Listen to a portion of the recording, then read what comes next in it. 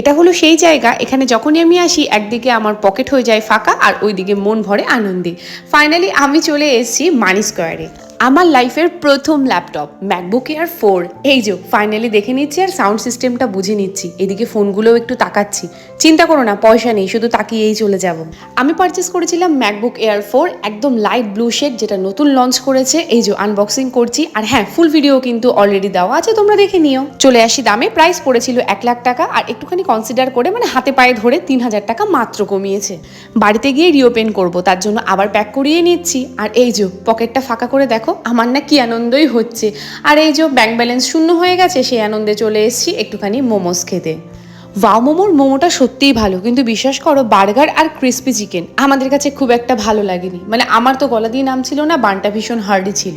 তারপরে আর কি গান্ডে পিন্টে গিলিয়ে bank balance শূন্য করে ধেই ধেই করে আমরা দুজনে ফিরলাম বাড়িতে। টাটা।